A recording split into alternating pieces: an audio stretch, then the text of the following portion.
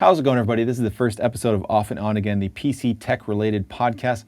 And in this episode, we are going to talk about the 3080 Ti, the 3060, the upcoming 11th gen Intel, and the leaks we've seen from there, along with crypto miners making bank off of Ampere.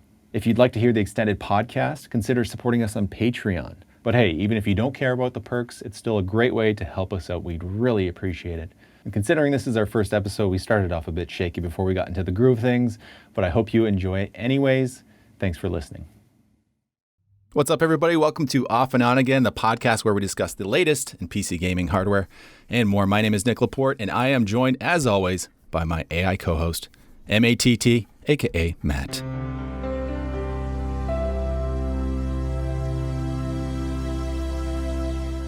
Hello. Hi, how you doing?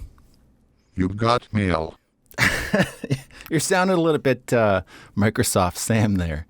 Maybe we can tune this a bit. Would you like to play a game? Okay, hold on. Give me a second. How about try that? Hello and welcome to the On and Off Again podcast. My name is That's the Nick Japanese and module. Okay, hold on a I am second. here with my AI companion Matt. Okay, try again. Hello, can you understand me? Yeah, that sounds pretty good. Okay. Excellent. We are good to go. How are you doing? I'm doing pretty good. I don't know what was happening there a moment ago. I think I was turning Japanese or something. Excellent song. But anyways, yes, this is the very first episode of Off and On Again. It's an accompaniment of the YouTube channel Tech Illiterate that I started not too long ago. So I hope you stay a while because it's going to be a fun time. We got lots of good news nuggets to talk about. One of them being the 3080 Ti that's coming, along with a 3060 with 12 gigabytes of RAM. Also, what else we got, Matt? We've got some news about a crypto mining farm using 78 GeForce RTX 3080s and what they're pulling in. Lots of money. And also the 11th gen Intel leaks of Rocket Lake that, they're supposed. We're going to get into that deeply. I've read into it. I'm excited to talk about it because my favorite thing is misleading headlines, and that's definitely one of them. But anyways, what else we got to talk about today? Ooh, there's one thing I do want to talk about though. Do you like war games? The Matthew Broderick movie? Excellent movie, by the way, but not what I was talking about. I'm talking about first-person shooters. Yes, games. Yeah, sure. Who doesn't love a good FPS? Well, I started playing this game called Holdfast recently, Nations at War, and it was definitely a genre that I wasn't initially interested in. I have a friend who's really interested in Napoleonics, in that kind of era of warfare. You know, Prussian, Russian, British, and French army type stuff. But it's actually an excellent game that I just got into recently. Muskets, cavalry, cannons, the whole bit. And you'd think it would be boring in a way, but it's actually a lot of fun. Huh. Is that the game where like people can walk around with their drums and flutes and stuff? Yep. Okay, yep. I know the one. Yeah, it's like, well, I don't know how historically accurate it is. I'm not super well versed in that part of history, but as far as I can tell, it seems to be quite accurate. There's many classes you can be. And the one Discord server that my friend is a part of, and I've since joined, is like, air quotes, a regiment. And essentially they play scheduled games against other Discord or whatever groups where they try their best to follow the rules of war that would have existed back in the day. So you'll have a captain and he'll be talking to you and giving you orders. You'll have to line up where he tells you and fire when he tells you, or else you can be penalized and this and that. And it's a pretty interesting experience. It's not something I've experienced before in any type of first-person shooter, where even say like a modern warfare type of game where you would actually use tactics that you might actually use in real life instead of just, run and gun like most people do. Zombie horde mode? No? Okay, so we had our very first technical malfunction of this series of podcasts as early as, I don't know, what was that, like 2 or 3 minutes into when we started recording. Excellent. My computer decided to just stop working. So here we are. So what were we talking about? I think I was talking about Holdfast and how unique of an experience it was playing in a very team-oriented game and on a large scale. And I was asking, have you tried that yourself? No, I have seen some videos, and it looks pretty interesting. I kind of shy away from games like that where it requires a lot of teamwork, because, I mean, you either have to get all your buddies together or you have to go and, you know, potentially have a bad time with a bunch of randoms who are just going to walk around with their drum and their fife or whatever and not play the game correctly. Yeah, that's what I was expecting. And you can go and play that game like many others and just go into open lobbies, and it is much like playing any other, you know, online FPS game. It's third person as well, but anyways, where you just kind of go in randomly and just do whatever you want. But I was actually really surprised. I think the lobbies go as high as 150 players. So our one side had over 60 people on it, and everybody was in formation. There would be I think there was 5 different squads of as much as 10 to 15 people on each of them that would span out separately. And then there was someone who was organizing all of them, saying, okay, this squad go there, this squad would go there, like you would in a battle. It was quite impressive. These guys are serious. Huh. That's interesting. There used to be a game on PS3 called MAG, which stood for Massive Action Game. Did you ever play that? It was literally massive. I think there was 256 players. And 256. Yeah. It was nuts.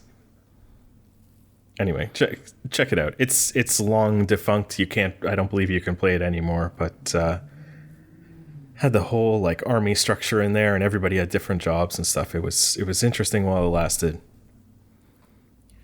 No, I've never heard of this. Yeah. Yeah. PlayStation 3? PS3, the good old PS3. Nice. That sounds cool. So, another game, well, together with some other friends, we played Streets of Rogue, which was kind of nuts. What did you think about that one? I really liked it. Yeah. It was a lot of fun. I couldn't quite grasp what was going on. In my head, okay, so if you don't know Streets of Rogue, it's is it 8-bit pixel art type of game, right? Yeah, 8 or 16. Yeah, maybe 12. It's, retro-looking game. And it's a lot of fun. You have all these different classes to choose from. And I think you're in Underground. Are you in Underground? It seems like you're going underground deeper or something. It's like this city with multiple levels. So that's why, every level finishes with an elevator, right? Because you're going up the levels of the city. So in the bottom, there's the sewers or the slums or whatever. And then you go up gradually and there's the downtown or something like that. And then it goes up to Parklands or something. And then eventually you get to the elite level with the mayor and everybody. Mm-hmm. Yeah, it was... I loved the theme, and I really liked the character choices that we had. It was definitely a slow start for me. I was getting a little bit irritated, and I might have been in a kind of a shitty mood already for some reason. So I was getting a bit testy. Why doesn't anybody tell me what to do? How do I can't even I don't have any freaking items. I was being a little, yeah. Yeah, I kind of got there too, because the second you die, it just gets harder and harder. Yeah. You drop all your stuff and then somebody grabs them. Even NPCs can grab your items and everything. And then somebody revives you and you have no money, so you can't upgrade or buy anything. Most of the time we were reviving with low health. Yeah. It's called Streets of Rogue. It is a roguelike in a certain sense, but you do get to play for quite some time. It's not like you just die and you're dead. if you're playing with friends, they can revive you and all that, and you gain skills and levels and all that. It's definitely worth checking out. It was on sale. It may still be on sale at the time of the release of this, or maybe not, actually. I think it ends on the 5th. Mm-hmm. But I think, yeah, it was pretty cheap. Still on sale. Yeah. Yeah. What was it, like $5? $6, I think, on sale, and probably not too much more at full price. Yeah, and I think the first run we did, there's 4 of us, we completed the game. Obviously, the game isn't done. You can keep, restarting, and it's a different experience every time. But yeah, we got to the end, and it wasn't easy either. We had some close calls. Yeah, there's randomized levels. So, you arrive at a level, and it's like, oh, there's a killer robot on the loose. Or, there's like random, something happened. Like status effects. Yeah, or like every 12 seconds, there's a blast of radiation. And if you're outside, then you get zapped. Pretty interesting. It was a lot of fun. I actually played it last night again with another friend of mine. And we didn't finish it, but we got quite far. And I think we got to the point where we just had other things to do. I think we were playing for like over an hour. So we just decided to kill each other. Okay. I won that fight. But in other news, there was something I tested recently. This is a video I haven't posted yet on the YouTube channel, Tech Illiterate. But I have edited it and I have uploaded it, but it is private. But by the time, if you're listening to this, it'll be uploaded and ready to go. And that's about my GPU. I've been having problems with my GPU, and the thermals have been causing some thermal throttling, even playing Rocket League. So I investigated it and decided to change my thermal paste and was astounded at the results. Oh, I see. I saw you mention that the other day. I thought you were talking about your CPU. But that makes sense GPU. Now, because I was confused. Yeah, that's really interesting. I guess this is your 1070, right? So it's a few years old. Yeah, almost 4 years. Yeah. I guess that happens. The stuff can dry out. It doesn't last forever. Have you tried changing GPU thermal paste before? Nope, I haven't. I've always been, GPU is typically the most expensive component in your computer, unless you're buying, 1030 or whatever little guy out there. But it's always been the one component I've always been like very careful with. I mean, I did my 980 Ti died a few months ago, and I did take it apart then, but it was more like an autopsy. Okay, so you don't take them apart in the worry that you're going to break it or something. Yeah. I'd probably be fine. I'm not really. I take apart almost everything just for fun, but that's the one thing where it's like, oh man, that thing is so expensive. I just bought one. I don't have it yet, but a 6800 XT, and it's going to end up costing me like $1,500 after tax and shipping and everything. Oh, really wow. Hurts. Yeah. And that wasn't from eBay either. Not even a scalper price. No, that was MSRP. Why? I don't know. For whatever reason, when what do you call them? Like the AIB partners? Yeah. Like there's the reference design of the AMD 6000 series, and they were the prices that AMD quoted. But when the other third-party ones came out, like your ROG Strix and your Tough Gaming and all those things, they were a few $100s more for whatever reason. So this card was, I think it was almost $1,300 Canadian, obviously. Well, I don't know if it's obvious. We're Canadian. Plus 13% sales tax to fund our excellent healthcare, and some money for shipping. And wow, yeah, it was. For years I had been saying like, oh, my 980 Ti, like it was so expensive. I sold my motorcycle and used that money to buy this card because, previously the most expensive card I had bought was like $400 or something like that. So it's kind of, it's extremely shocking how much the prices are going up. There's also differences in currency.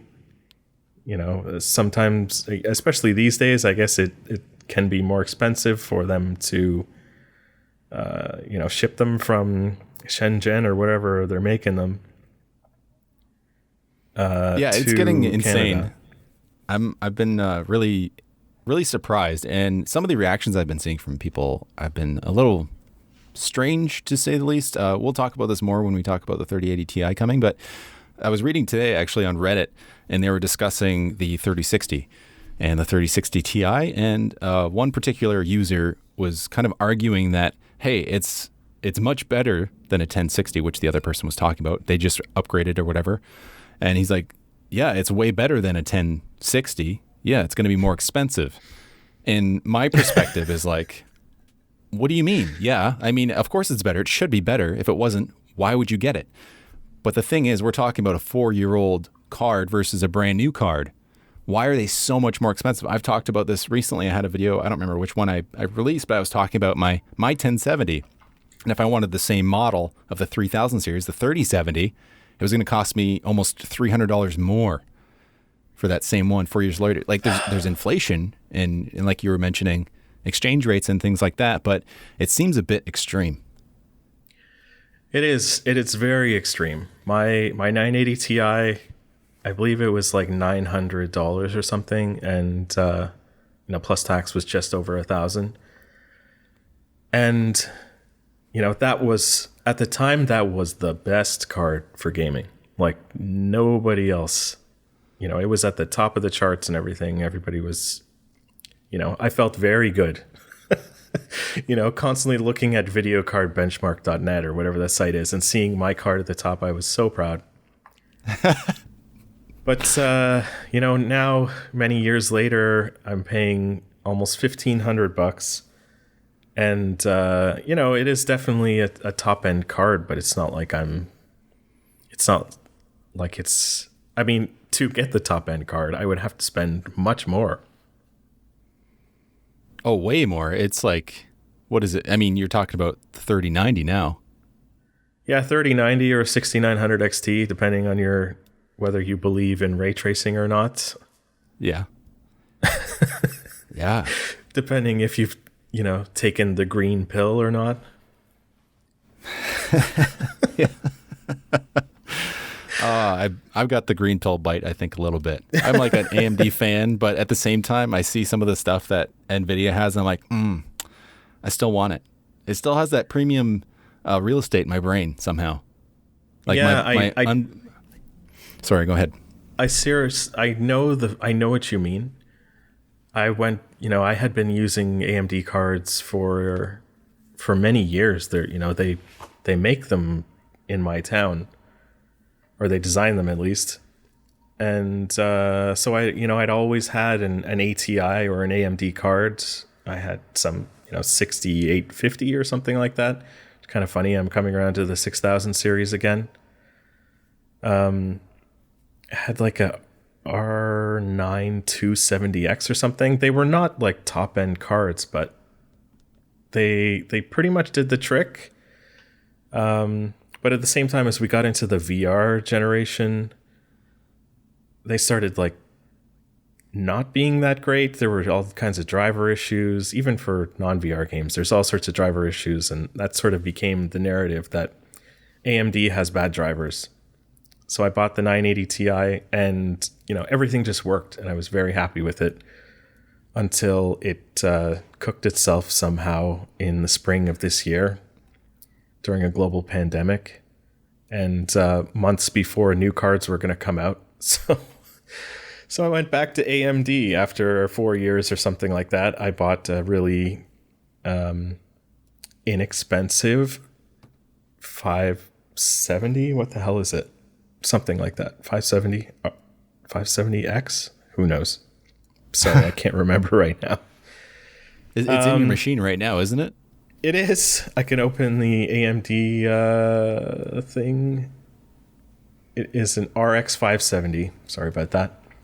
And, you know, it's made me like AMD again. I can't believe for what I paid for this card, which is like after rebates and Xbox Game Pass thing they gave me and everything, I spent like $130 Canadian for this 8GB card, which is, you know, when I was gaming at 1080p was pretty stellar for the games I play. You know, a lot of racing games I was still getting 120 to 140 FPS.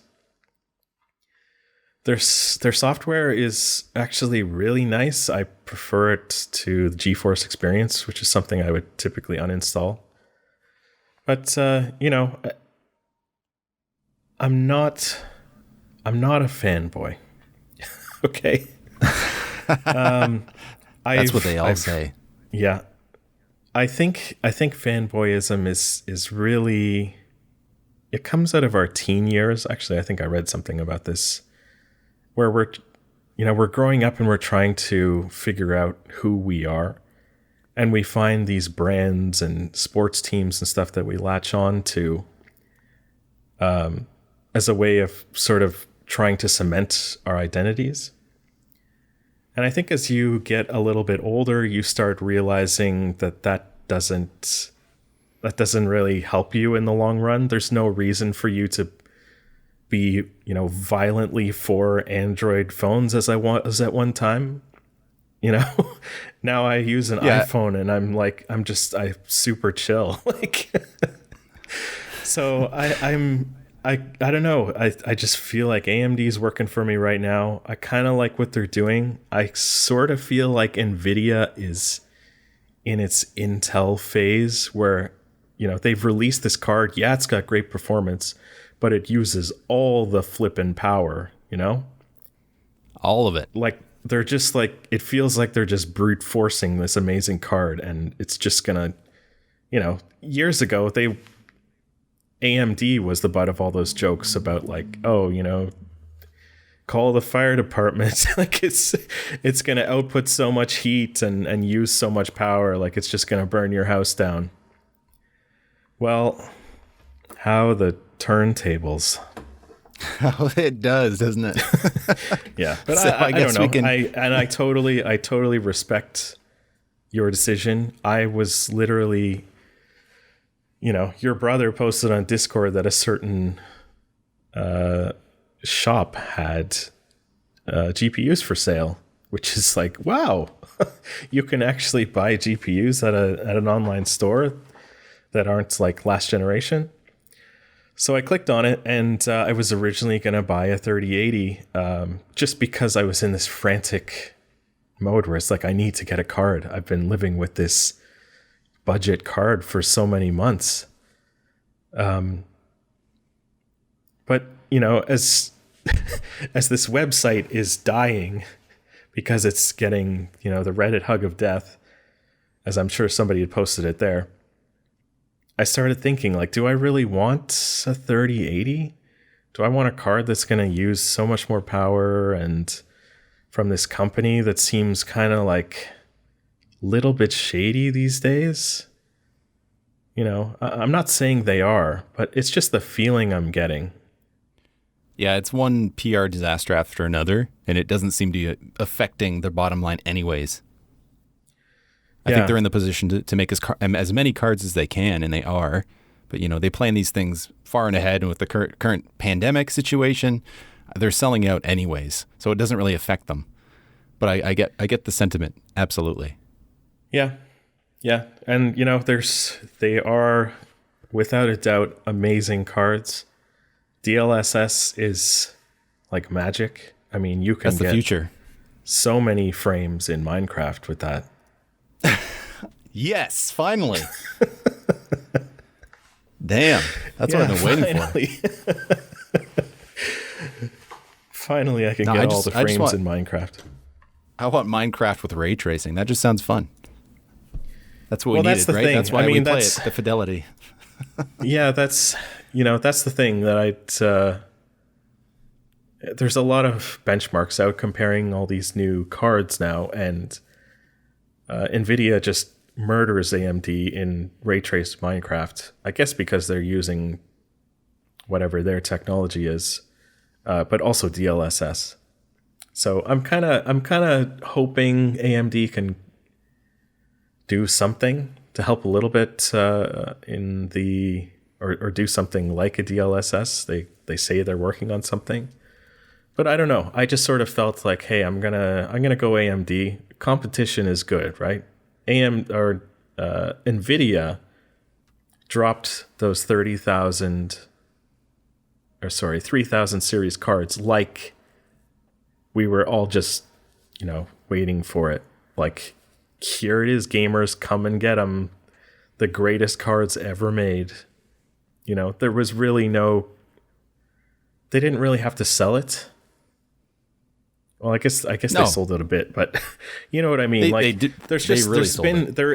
has definitely been a bit of gamer hive mind over the past number of years, where it's just kind of like, oh yeah, building a PC, put it in NVIDIA GPU, unless you're some kind of weirdo or something like that. You're an AM delusional or whatever, what's his name says. But I'd really like to see. I'd like to see that changed. So I'm gonna go AMD. And, I think AMD being in the consoles may help a bit as well. If they're promising ray tracing and stuff on Xbox and PS5, then hopefully AMD is very focused on making that a reality for all their big Navi stuff. Yeah, and I like how you're putting your money where your mouth is. I see a lot of people, congratulating AMD for coming back and having this competition with NVIDIA, and you may not see that. I mean, some people even say, NVIDIA is still better. You can definitely see where things are in either court, but a lot of people aren't putting their money where their mouth is, where they're like, yeah, it's great that AMD's here. That means that NVIDIA is going to be cheaper and I can buy NVIDIA or whatever, right? It's like, you got to support the underdog if you want them to succeed. You can't just hope they'll push the one you want to buy. Look at their CPUs now. If people weren't buying those Phenoms or whatever, those old ones, they wouldn't be where they are now, which is in a dominant position. And we have Intel cowering, It's really nice to have a choice. Oh, absolutely. Absolutely. And I'm definitely going to put myself in the guilty camp of just trying to buy whatever is the best that I can possibly find at any given moment. And at that moment right now is nothing, because nothing's available. But that's a dead horse that's been beaten to a pulp. So let's not talk about that anymore. But what we should talk about... I have paid for my GPU, I have no idea when I'll see it. So really? I'll still be playing Cyberpunk at minimum settings. Is it a pre-order? It's I don't really know. It's just I guess so. I guess it's a pre-order. I don't know. I tried to reach that website, but I just kept getting the, whatever, the cog. Yeah. I couldn't get it. It was tough. It took me half an hour, 45 minutes just to buy it, because you'd click and nothing would happen. You click again, you'd finally get to your cart, and then there's 2 things in your cart, and you don't want to buy 2.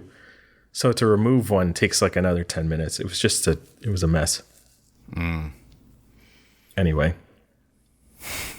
By the way, how is Cyberpunk? Well, that's on one I've been holding off. Yeah, on my RX 570, it's and at 1440p, it's unplayable. I put everything to minimum. It looks like a PlayStation 3 game, or maybe, not quite PlayStation 2, but definitely maybe Dreamcast. I don't know. Wow. Maybe like upscaled GTA San Andreas? Yeah, something like that. It's pretty rough on my little budget GPU. Hopefully that can change hopefully I'll get my new one. But I've been playing it on GeForce Now, which has been pretty impressive. I have used it in the past.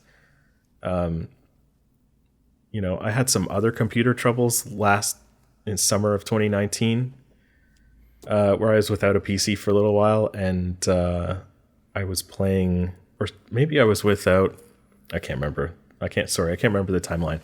But I had been playing GeForce Now previous to Cyberpunk coming out, and it's pretty impressive. Like it's usable. It's actually usable for most cases. I would say if you're wanting to play with a mouse and keyboard, I think we have a little ways to go. You can certainly feel the latency. Playing with a gamepad, though, it's pretty good. If you've got a good connection, actually, it doesn't need to be all that good. I tried it on a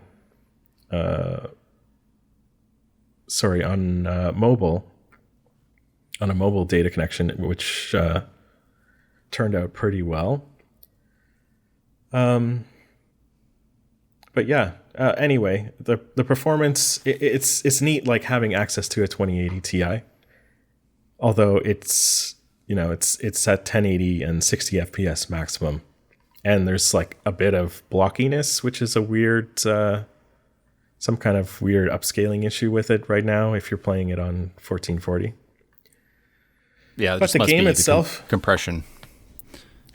Yeah, but it doesn't look like a 1080 game blown up to 1440. Like I've seen that where like I said, I have a budget GPU, so I've had to play like Doom, for example, Doom Eternal. I played at 1080 but blown up to 1440, and it just looks a little fuzzy. But for whatever reason, this looks more like blocky, like the text is kind of blocky. But anyway, the game itself, there's a lot of people jumping on the bandwagon. They really want to talk about how bad this game is and how buggy it is. If you've got a PlayStation 4 or Xbox One base and it's really not working for you, I feel your pain, And if you're one of those who bought the limited edition consoles or got one of those in your Christmas gifts, the 2077 Cyberpunk consoles, well, can I even play them? Like, it's so bad. It's kind of. I honestly, I feel bad for you if it's not working for you, but for me, over GeForce Now, it's, I haven't seen these glitches and bugs and stuff. I've seen some weird, like, I'm riding a motorcycle and I ride into the back of a car and, I plow through it like I'm a freight train, like the car flips or whatever. There's a lot of weird car physics stuff. And I'm not saying that there isn't more of that, but, the game's working for me and I've been enjoying it. It's not the greatest game of all time, which is what I think many of us were hoping for. But it is a respectable RPG. It definitely needs some polishing. It's got kind of a Deus Ex sort of vibe, but with like a really big open world. Yeah, it's definitely a game that I've been kind of holding off. I'm interested in playing it. It's definitely one I was excited for, but I tend to hold off on brand new titles. One, a monetary issue. I don't want to pay full price. I like on-sale games, but also for things like this, I'm curious to see if is the game even good and is it going to have any issues? And the case here was, both. Some people didn't really like it, but I think the issues are the biggest problem. There's just bugs galore. I haven't even watched any specific videos on it. I think maybe one from Digital Foundry, they did a review, but they were more talking about the ray tracing and stuff. But mostly anecdotes that I've heard, and a lot of people say even within an hour of gameplay, they've seen several bugs, and some of them game breaking, like walking through walls and being stuck and stuff like that.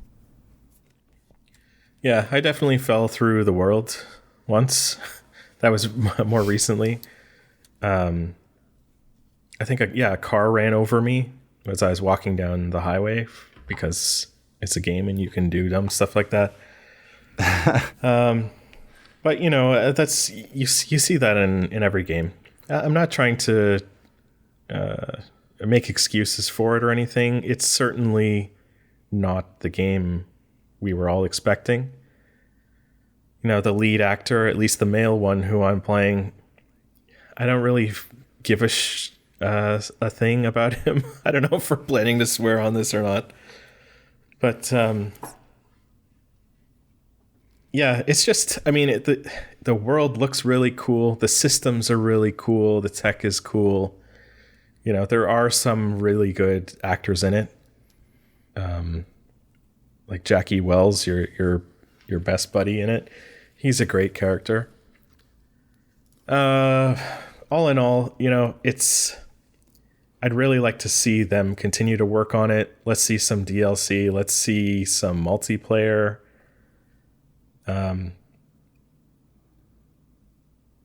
That's it. It's kind of it's a really cool and also ho-hum kind of game. Yeah, and I think with the performance hits, I think that's where the biggest problem is. So let's take that with a segue into our first news topic, and that is the Asus confirms GPUS. Hey, it's Nick here, and I just wanted to tell you about our Patreon and some of the things that we offer over there, including the ad-free podcast, the extended podcast, voting on future content, video credit, podcast shoutouts, and access to the Tech Illiterate Discord, a place where you can argue with others about which graphics card truly is the best, or get access to our Q&A channels where we will answer your questions on this show. But anyways, that's enough of me talking. Enjoy the rest of the show.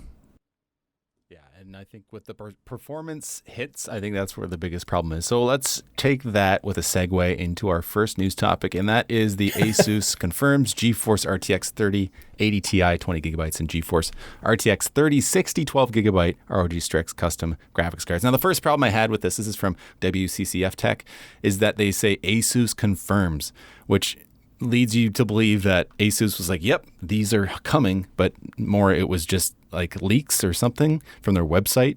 It came from their graphics card support and services page where they were listed there under their official SKU name. Yeah, you see this happening quite a bit. Seems to be the norm these days. It's just, whatever we can get to get you on our page. Yeah, there's always like a PowerPoint slide or something that they're showing to investors or something that leaks out. Yeah. Or like this, like a website listing or something like that. Yeah. So what we're going to see here is essentially a 3080 Ti, and it's going to have 20 gigabytes of RAM that are going to be GDDR6X, and it should be almost the speed of the 3090. It's a bit slower. It's 19 gigabits per second. Is it gigabits? Right. Gigabits per second versus the 19.5 that the 3090 has. So just a bit slower, but it has extra cores. It has the same CUDA core count as the 3090. So it's like, where does this belong? Right? Because you've got, the 3090 has 20 gigabytes, right? Or does it have 24? I get my things all mixed up. To be honest, I can't remember at this point. It's been such a weird... It has 24. Okay. It has 24. Yeah. So I know what you mean, but there's just like so many different variants that are coming down the pipeline that it's so confusing. So I'm wondering where this is going to place, because even in this article, they're mentioning that it's going to place or even undercut the 30 or the 6900 XT from AMD, which I don't expect that to be the case. I really don't. From what we saw last time with the 2080 Ti, I believe the Founders Edition was $1,200 US. There's no way that this is going to be $1,000 or less. Yeah. Well, to be honest, it gets pretty confusing when we're talking about American versus Canadian costs. Because I sort of lost... We'll try to stick to US. Okay, sorry. We'll try our best. Okay, Siri's talking to me now. Shut up. I sort of... Wait a minute. You're an AI using an AI? Right. Yes, I am. We all need somebody to turn our lights on and off for us, don't we? Fair enough. So this is a card that... Sorry. So where is this against the? So the 3080 Ti would be cheaper than the 6900 XT. Is that the assumption? That's what they're alluding to in this article, that it might end up there. Personally, I don't think that's going to be the case. I would suspect that this is going to land somewhere around the $1,100 to $1,200 US for the Founders Edition. Jeez. Quote, Founders Edition. We can go into that whole thing about how that thing's basically non-existent. At least in this country. Yeah, well, you can only buy them in the US at the moment. And it just seems strange. The whole thing was kind of weird, because why would they go ahead and release the 3080 with 10 gigabytes anyways? It's on the cusp of what you need. I have a 4-year-old card. It's a 1070. It has 8 gigabytes of GDDR5 RAM. And I understand that this is using GDDR6X. It is much faster, but you want that headroom, right? Because I hit the limits of my VRAM all the time. I mean, I'm editing 4K video. It's not a regular use case, but there's many games that actually can go beyond that easily. For example, Microsoft Flight Sim. I've eaten up RAM, VRAM, and system RAM like mad playing that sim. It's crazy. I've maxed out my 32 gigabytes of RAM with that game. So I'm just wondering, like, what their plan was. Were they waiting to see what AMD had to answer with? Or are they just, they thought, they figured, or their engineers knew that it was the best bang for the buck? I don't know. It seems weird, like they've stepped back, considering even the 2080 Ti had 11. Yeah, it is weird. And, that was another one of the reasons I was kind of iffy on the 3080, because I've got this budget card with 8 gigs of, it's GDDR5, and it's not 6 and it's not 6X, but still, it felt like not enough. Even though there are new technologies coming, they're saying, since it's faster RAM, you won't need as much and all that. If that's the case, then why are they giving us more with these newer models? Why is the 3060 or whatever getting 12? Is it? What was the one? Yep, it's in this article. The 3060 is allegedly getting 12 gigabytes of RAM, which is hilarious, because the RTX 3060 Ti, which was released last month, got 8 gigabytes, which is equivalent to the 3070. So what the hell is going on? We're also expecting to see a 3070 Ti with 16 gigabytes of RAM as well. So I don't know if it was like, hey, they had to make a calculated decision. We have a shortage of RAM right now, considering the global pandemic, or what it was that led them to make these decisions. It just seems a bit, I don't know. Disappointing is all I can say. I was disappointed because I was looking forward to this, but even if they were available, I don't know if I could actually pull the trigger to buy one with 10 gigabytes, a 3080 with 10 gigabytes. Like I've never owned a top tier card. I'm a forever 70 owner. But considering my current use case, I was hoping to get something, at the top, top shelf stuff. Maybe not a 3090, but a bit closer to that. So it's a big leap. 10 gigabytes, 20. It's like, why not 12? Everybody would have been so happy with 12. It's perfect amount. You're right. 20 gigabytes is overkill. Yeah, it's weird, especially going across generation.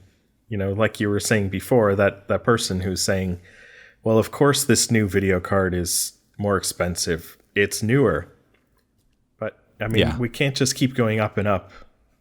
So I don't really know what my point was, but it is tricky. And if I was in the market for an NVIDIA card now and they were all on the shelf, I would probably be forced to just choose whatever I could afford, because there's no other logic to this.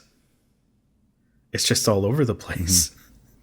It's like, Jensen's there cooking these things up in his oven, and like they're coming out all weird. One day the banana bread's a little tough or whatever. It's that sort of, he's cooking up 3060s and they've got 12 gigs. Like it's Well, when the only utensil you have is a spatula, it's bound to happen. yeah. So who knows? Yeah, but it's like you said, it just seems kind of all over the place. I don't get it. But hopefully when the dust settles, we're talking 6 months down the line when we're going to see the full spread of what NVIDIA has to offer to compete with what AMD has now released. I think it'll hopefully make more sense, and hopefully we'll have good buying options, and hopefully the prices actually can stabilize in a reasonable way, because this whole Founders Edition thing just still got me rattled. Like, it's just disappointing. Like that first day when the 3080 was launched, September and we could actually 17th. Try to order it. Never forget. A day that will live, a day which will live in infamy. On the Canadian website, it was a $920 Canadian. It was $699 USD, right? And then you go ahead and you're like, yeah, I can't get that. Let's go see what they have to offer from the AIBs. And you're looking at as much as $1,200 plus tax Canadian for, an Asus card.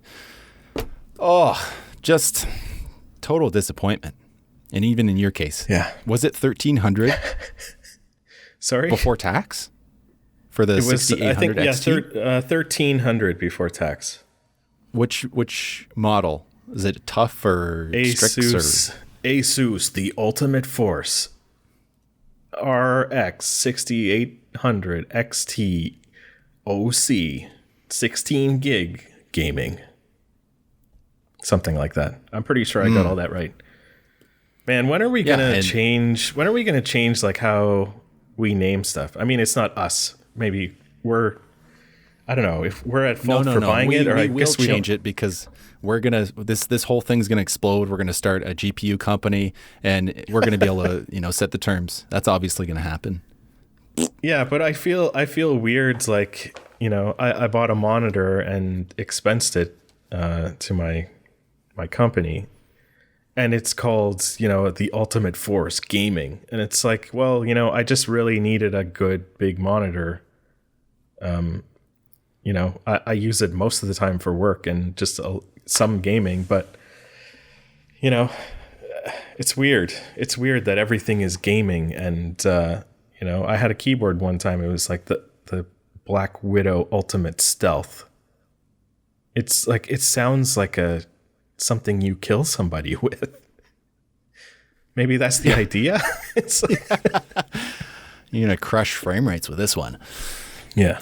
Yeah, I think that's a personal preference, the aesthetics of things. I'm definitely on your side. I like the more understated look. Like the monitor that I got was the Asus Tough VG blah blah blah, whatever the SKU name is, whatever. But it's very understated. It's black, basic, no super gaming aesthetics to it.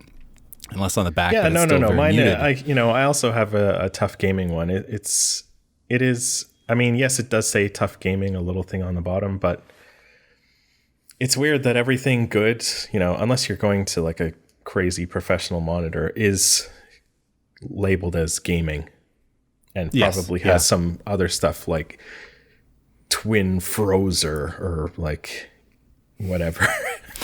Gaming X Trio. Yeah. Or put tire tracks on the back because it's tough. Yeah. Mine will have tire tracks on the back. There you go. Awesome. Don't try to replicate that though. Anybody, that's going to be disaster. But yeah, it is. Maybe they know what they're doing and it's selling for a reason. And anybody listening to that's like, hey, you suck because it looks great. And hey, that's fine. But hey, Gigabyte. That freaking giant 3-slot card you got looks like butt. I'm just saying, that's my personal opinion. Real ugly. Yeah. I don't care. Same with the I don't EVGA. care as much. My card is 2.9 slot, as they say. Ooh, 2.9. Getting close. Yeah. Pretty close. Jeez. They're getting huge. Yep. It's crazy.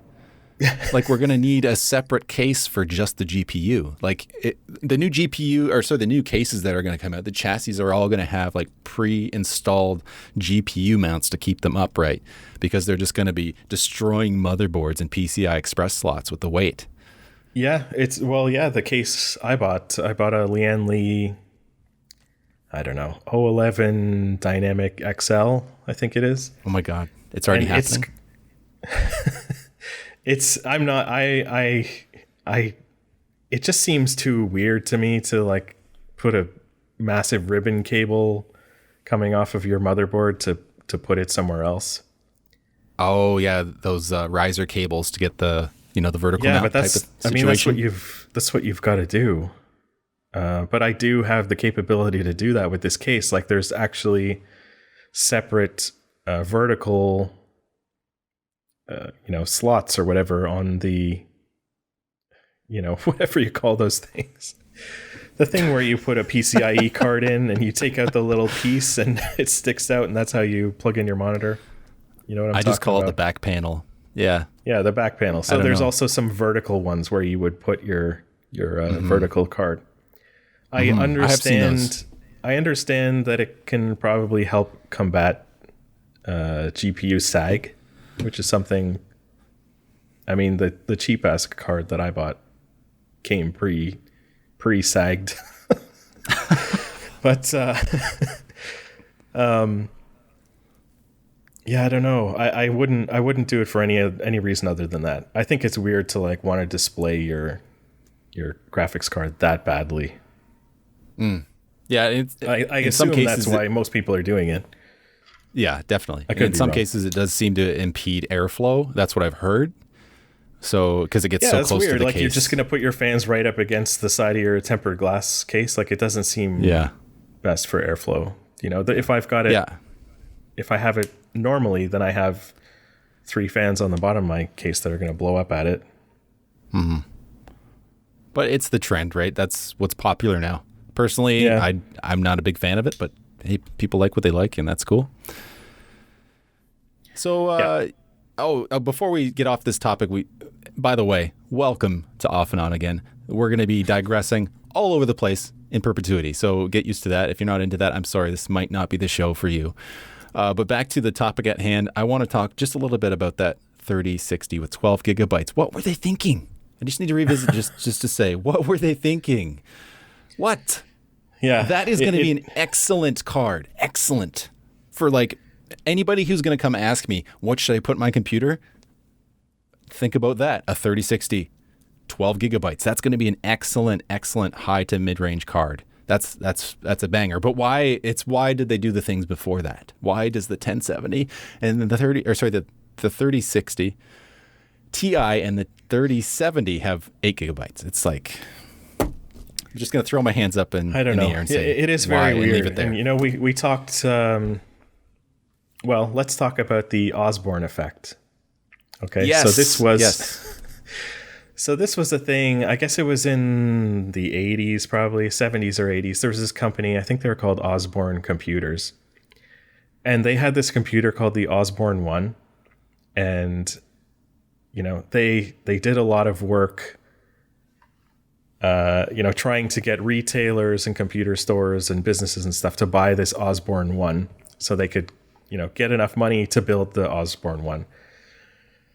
While it was in production, or, while they were working on it, before they delivered it to their customers, they started quietly shopping around the Osbourne 2, which was going to make that one obsolete.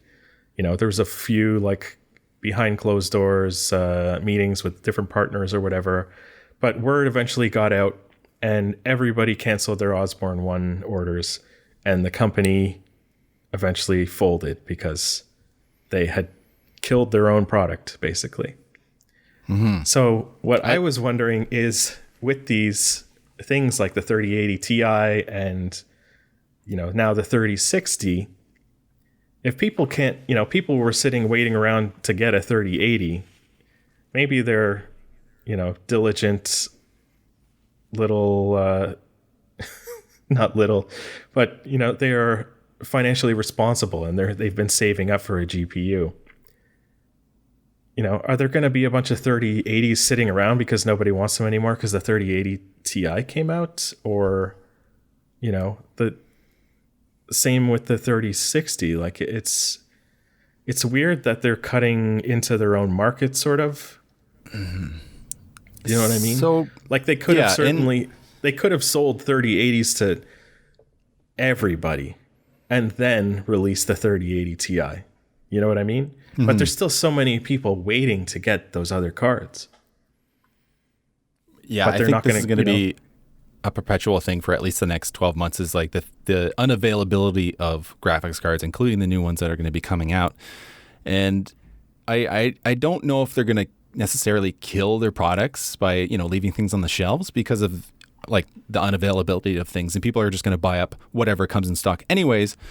But in the past, at least, it seems as though they've done a really good job of clearing out the products that they had and having enough, and not having too much overstock that they're left with all these, extra cards that they need to get rid of. So we'll see what happens. But it's a good point and a good thing to talk about is like, well, yeah. But it's not, it's not just NVIDIA. There's like MSI and Asus and Gigabyte and everybody else who's, put effort into marketing these cards and building these cards. And NVIDIA is just like, oh, lol, 3060 is going to be better than the Ti. Yeah. They're left at the hands of NVIDIA, right? They don't have any say, and I guess they just have to take whatever NVIDIA hands them. Pretty much.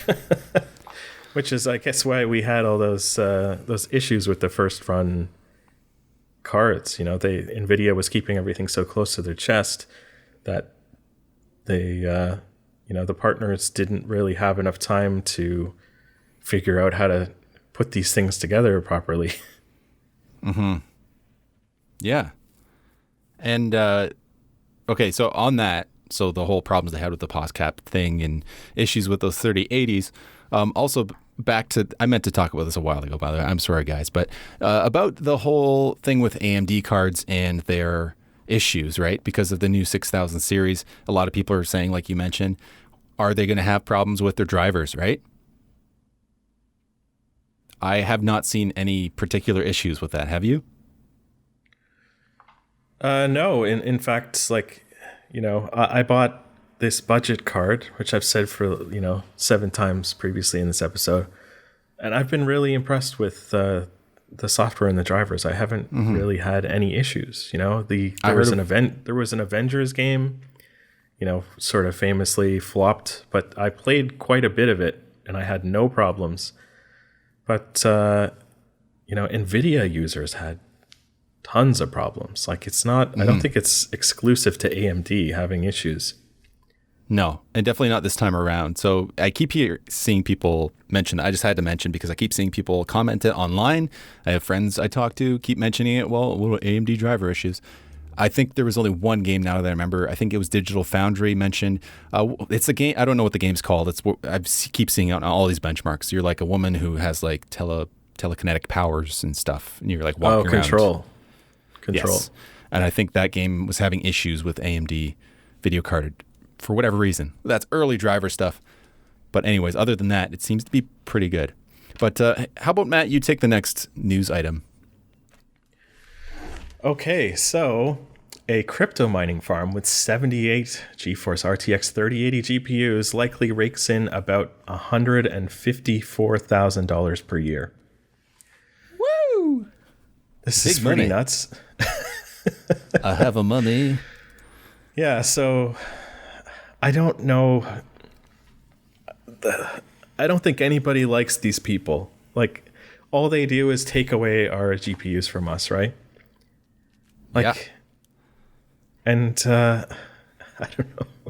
It's so weird. And, I guess we have some proof here of like why they're doing it. They're just printing money, I suppose. Just all feels so weird and so wrong to me. I've had friends who got into mining and they've built rigs and stuff, and I'm just kind of like, do you ever play any games on that thing? Like, that's all I can think of. Why you'd need all this parallel processing. It's a strange thing, and I'm not somebody who's well versed in the whole mining thing. But like you, I've had friends who do it. I've got one brother who did it for quite a while. I don't know if he still does it, but we're talking early Bitcoin days, like however long ago that was. Like he literally had like a few dozen Bitcoins at one point and sold them. Like you hear a million stories like that. Like he made like, I don't know, $80, $100 or whatever. Meanwhile, he could have made hundreds of thousands of dollars.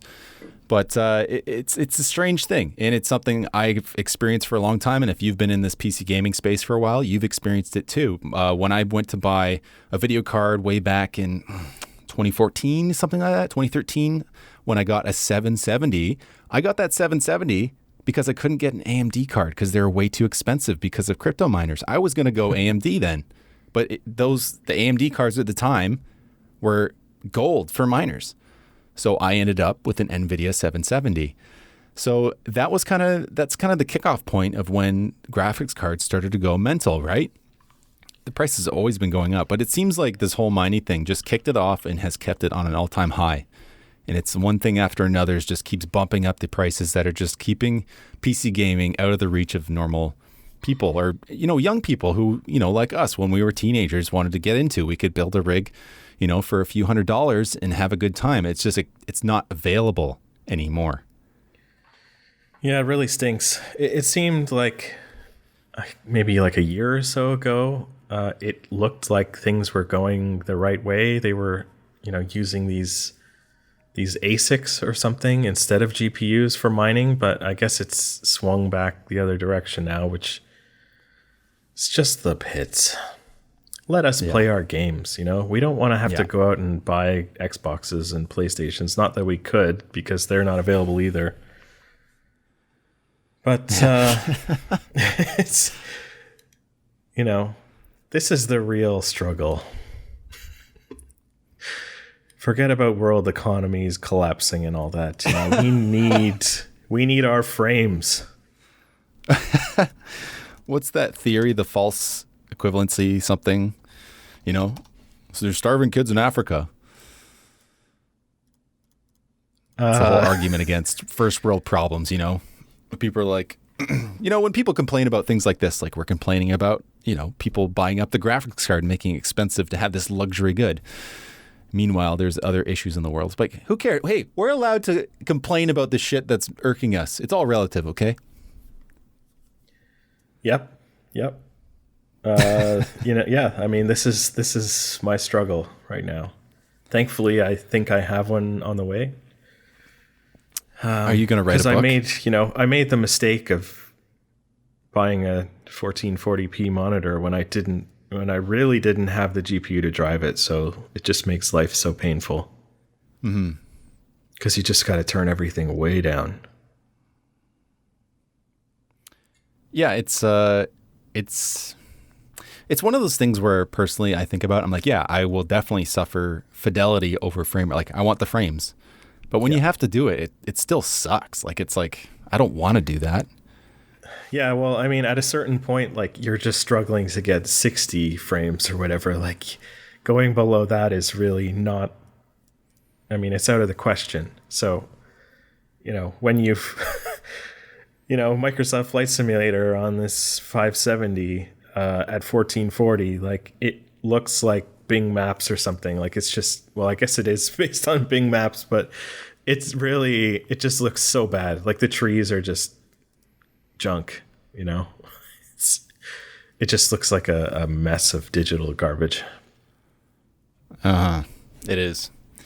But on the point of this article, okay, again, we got 3 articles here, and guess what? Each one has a misleading title. I clearly didn't read this well enough, because it says 78 GeForce RTX 3080 GPUs likely rakes in $154,000 per year, but in the the devil's in the details here. And what it says is that their expenses, including the cost of AC cooling, electricity, and hardware the first year, was $125,992. They're expected to rake in $154,080 per year, with a profit of $28,000. And if you have the space for it, I suppose it's not a bad venture, but that's not like a full-time job. That's half of that's a part-time job. Yeah. and it seems like there's definitely effort in maintaining it and make sure everything's running smoothly. So I don't know how profitable that is. You could probably do more useful things to the world, right? I mean, you could have a LAN party with 77 of your friends. Yeah. Hey, right. Open up one of those, what do they call? All those 3080s. Yeah. Open up one of those computer bars or whatever you call them. PC cafe. Yeah. Oh, yeah. Do those still exist? There's a gaming stadium not far from me. I've been there once for a tournament. It was pretty cool, actually.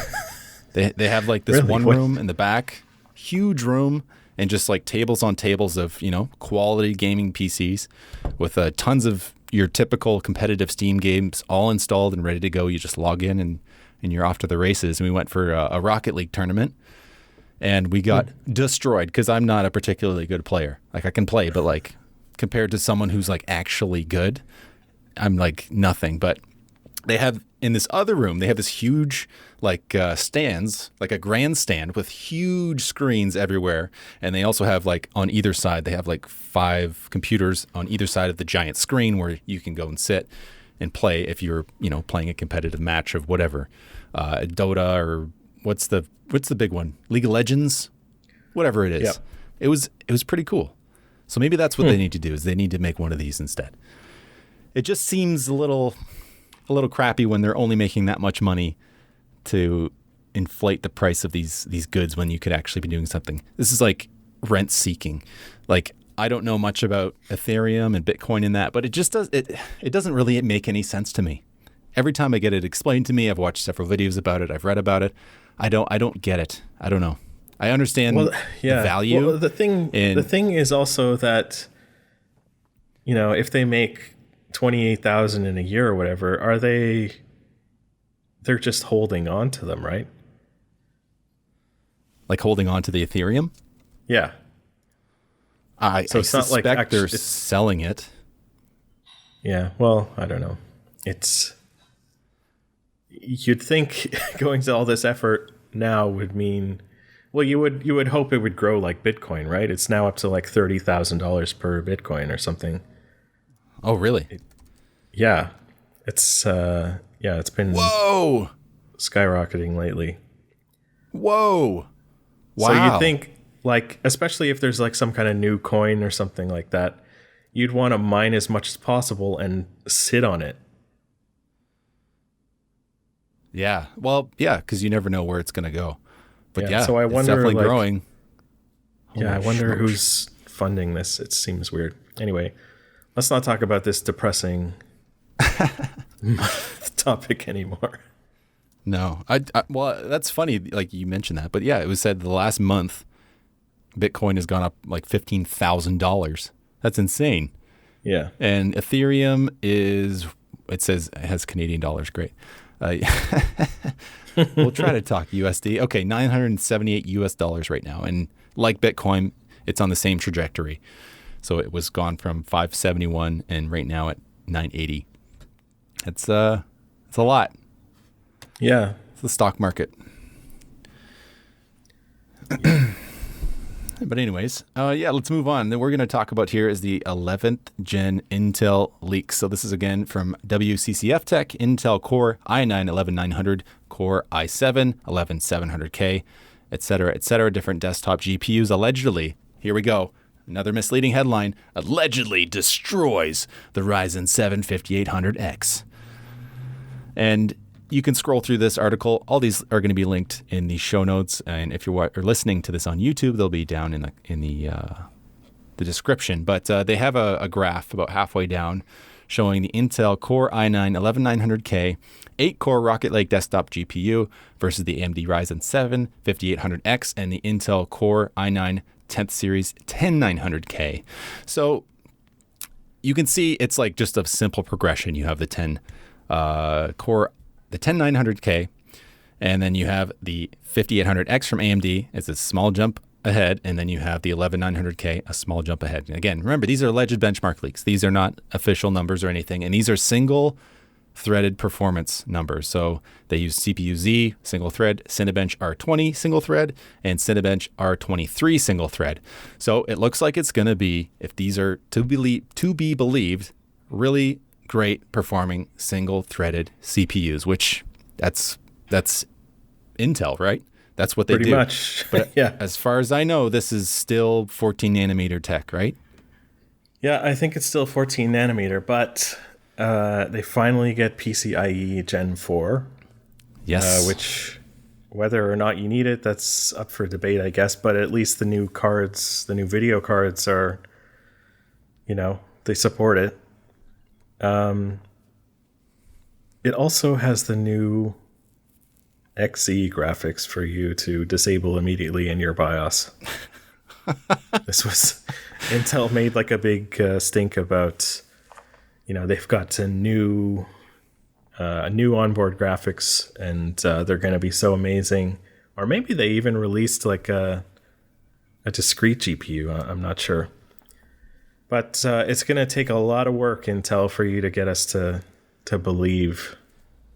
After all those years with all the different names of integrated graphics that have, never, you can barely run like 15-year-old games on them. Like, you got to do better, buddy. I think they're getting there, though. It is getting better. Like, I'm pretty sure on some of these integrated graphics, I don't know about these new ones, but you can play more simple games. I'm sorry, guys. Like, if you hate Rocket League, I'm sorry. I play Rocket League almost every day for like half an hour to an hour with my friend. Okay, I'm sorry, but games like Rocket League you can play like lower settings. But it's something that we're going to see in the future. I think having integrated graphics is going to be the way to go. Although I'm going to miss having my discrete GPU. I don't think it'll go away. I don't know. That's a whole nother discussion. Maybe I'm talking out my ass here, and I don't know what the certainly, Apple is trying to go that way with their new M1 chips. I mean, they're pretty much like iPhone or iPad chips, and the graphics on those are I'll just say it, they're better than Intel. They're quite the time good. between my card. I had to wait like 3 weeks or something to get my replacement card this spring, and we were playing Tabletop Simulator, and I had on my 9700K, like I had to have it like in a window, like it was it couldn't handle it. Like it was just you really can't do much with it at all. Mm-hmm. Yeah, but like you said, it's pretty impressive what Apple's been able to do with the chips that they have. Like you can edit 4K video on an iPad. Yeah, like, absolutely. I'm not saying that it'll never happen. I'm just very skeptical of Intel. And their integrated graphics. I almost bought the what is it, the KF or whatever, the CPU without the graphics, but I decided, hey, who knows? Maybe my GPU will die in a couple of weeks, and I'll need it. And it did. It's a good thing to have. It's something sometimes you don't think about. Like I don't have integrated graphics. Most AMD chips, unless you have those, in between 4000 series, is it the 4000? Whichever ones do have them. When your graphics card does die unexpectedly, or you have it out of the case for some reason or another, it's nice to just be able to have simple display functions. So, yeah, absolutely. Or if you end up using your old motherboard and CPU as a server or something in your house, like you don't want to have to put a GPU in it just to get display out, or to always have to RDP or something. Yeah, absolutely. So as far as these cards, or sorry, not cards. I've been talking so much and thinking so much about GPUs and just like automatically say cards. Either way, vice versa. Even in that video I'm releasing soon about GPU thermal paste, I say CPU at least a couple times when I mean to say GPU.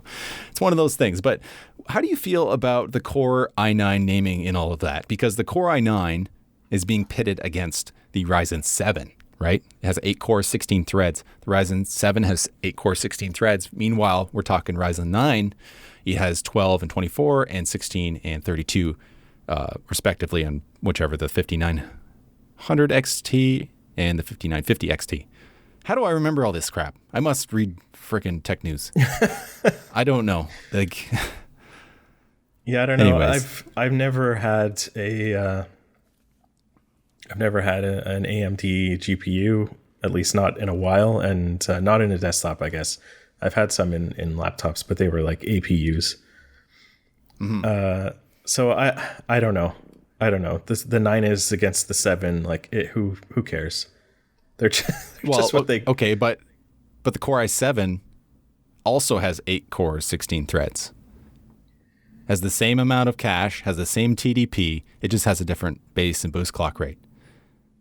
Yeah. Well, I'm scrolling through this article to see the comparison, but I'm not finding it. It's just above that graph that I talked about earlier, where it just shows the alleged benchmark leaks. It just has a big giant list. But it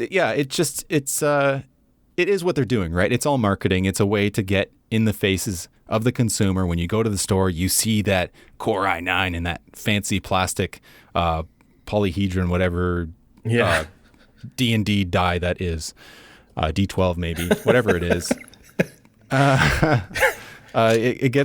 It just like, it sells stuff, right? It's what sells stuff often. That pedigree on the box gets you to put it in your cart and spend the money. Yeah, it certainly does. I just can't wait till Intel figures out how to shrink their process. The 14 nanometers getting a little long in the tooth. Absolutely. I'm really looking forward to seeing what they can do with a smaller process. It's all about competition anyways. I'm not an AMD fanboy per se. I have an AMD CPU that I bought in the summer. It's been working great, but I had Intel before and I had no qualms with upgrading to Intel if it was the right fit. It just wasn't at the time. So I expect good things from Intel. I'm gonna say within 2 to 3 years there's gonna be a big comeback from them. Could be totally wrong. Yeah, but by I then, hope so. You'll forget this. So yeah. Yeah, I hope so. They've been falling a little bit.